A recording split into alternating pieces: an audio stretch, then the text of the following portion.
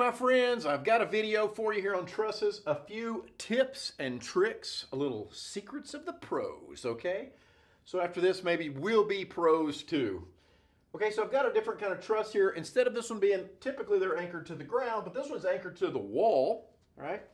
So they want us to find force in members BC, BE, and FE. So where is that? Let's highlight them. Okay, so here is FE down here. And then BE, which is this guy. And then BC, which is this guy up here. Okay. So, and the reason I do that is because I want to see those members that I'm going to cut through. Remember, how do I know the difference between the method of sections and the method of joints? Method of sections, if they ask me for specific members, I'm going to go do the method of sections. If they ask me for every member in the truss, then I might as well just use the method of joints, okay? I have left up here the recipe for how to solve these problems. Number one, find global equilibrium, cut through the members of interest, which we have highlighted.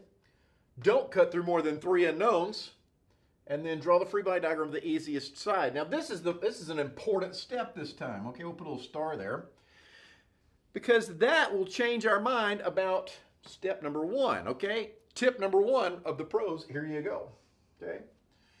If we cut through the members of interest, okay, if we cut right through there, okay, it says draw the free body diagram of the easiest side. So we can draw the free body diagram of that side or this side. Now, if we draw this side, the left side, then we're going to have this global equilibrium stuff on it, right? But if we draw the right side rather, there's no global over there. So step 1 should say find global equilibrium when necessary.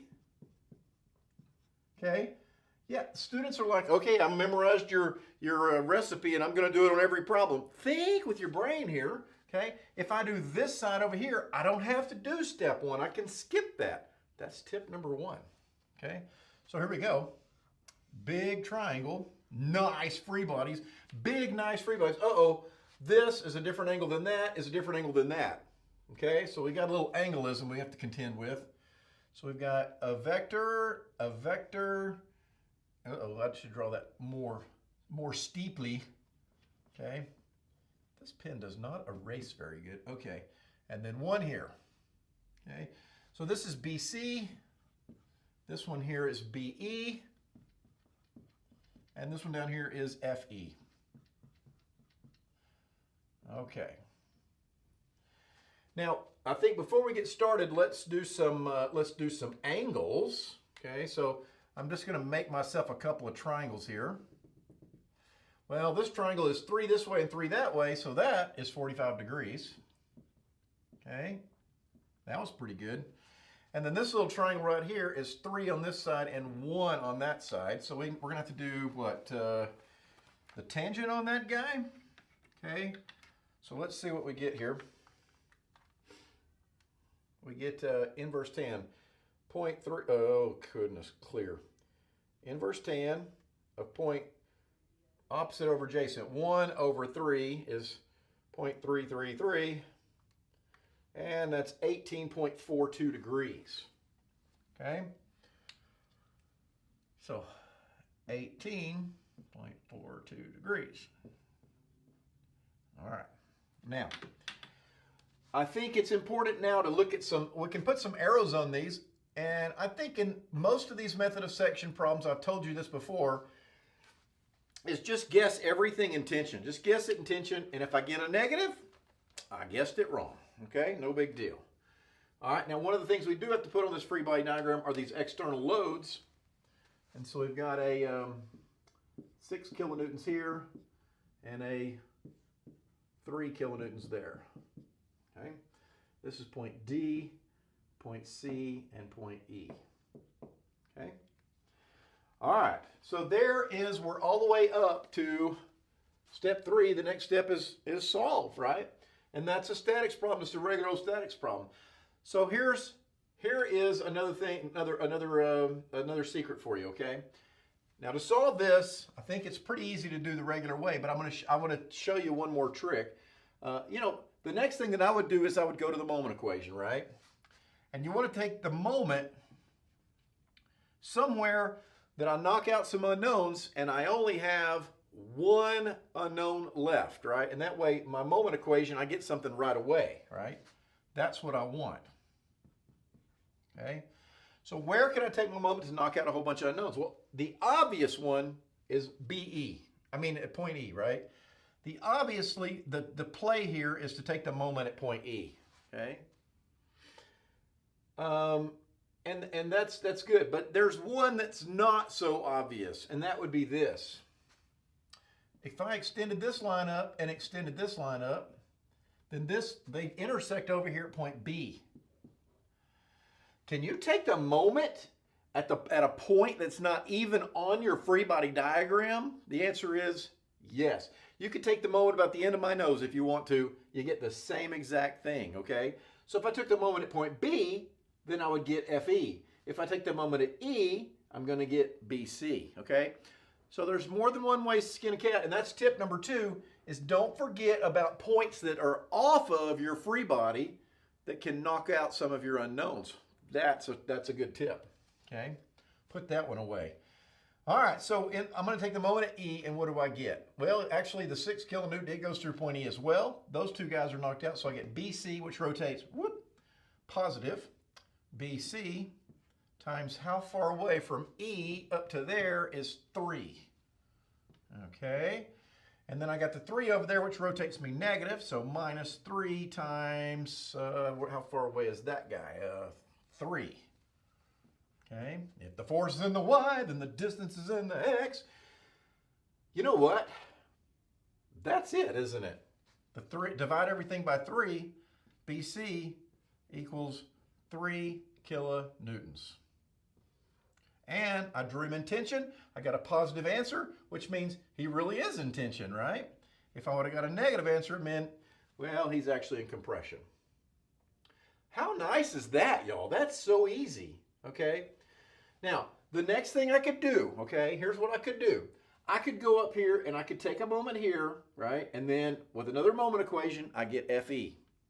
And then I can come back with the sum of the forces in the X or the Y, either one, and get BE and be done with this problem, okay? But I can also, I'm telling you, this is so important, man. If you have one of these little calculators, right, this TI-36 Pro, if I write the sum of the force in the X and the Y, I'm going to get 2 equations with 2 unknowns, right? Those 2 unknowns. And I can just put it in my system solver, done with this problem, okay? So why would you go into a test with a calculator that doesn't have a system solver on it? It makes no sense. Okay, so let's do that right quick. Sum of the forces in the X is equal to, all right, in the X direction, what do we have? We have BC, which is 3. Oh, but he's going in the minus direction. Everybody's going in the minus direction. So I know somebody's not right here, okay? Minus BE cos 45, and then minus FE cos 18.42. Okay? And then the sum of the forces in the Y, what do I get in the Y direction? I get this guy going uphill, so BE sine 45, and then minus FE sine 18.42, and then minus 9, right? 6 plus 3 is 9. Going downhill, minus 9. Okay? So real quick, let me rewrite those equations so that they're in kind of my system solver format here. Okay, so 0.707 BE plus, what is the cosine of 18.42? 0.949. 0.949 FE is equal to -3. Okay, and then my other equation here, I'm just going to move the 9 to the other side, so that equals 9. And what's that number? 8 sine of 18.42 is 0.316. And then, see, that would be a minus, and then this guy would be a positive, so 0.707 BE. Okay, So there's equation number 1, equation number 2. And of course, this one came from the x, that one came from the y. Now it's just a matter of putting in my system solver, and I'm done with this problem. So enter system solver here, 0.707, enter, 0.949, enter, -3, enter, 0.707, enter, and then negative 0.316, enter, and then finally 9. And solve. One of these is going to be negative, right? Because you can't have an equation like this. You can't have a negative, and a negative equal to 0. That just doesn't work. Okay, so one of these is backwards. Who is backwards? Okay, and it gives me that BE, the first one here, BE, is equal to 8.49, and that's kilonewtons. And it's a positive number, right? So I assumed him in tension for BE. I assumed him in tension, so he really is in tension. Okay, there's one. And then the Y. I got a negative for the Y. I knew one of them was negative, right? So it's Y. So FE, all right, FE I got 9.49. Okay, but I got negative 9.49 right from when I saw these equations. So that means that I assumed FE in tension. Well, he's really in compression. Excuse me. So there'll be a C there. Okay, and done. So a few tips, right? We didn't have to find global equilibrium. We can take the moment off the part. That's one that not very many people understand. So, but we got it now. And then system solver is such, man, it just makes this problem so much easier. That's supposed to be a star.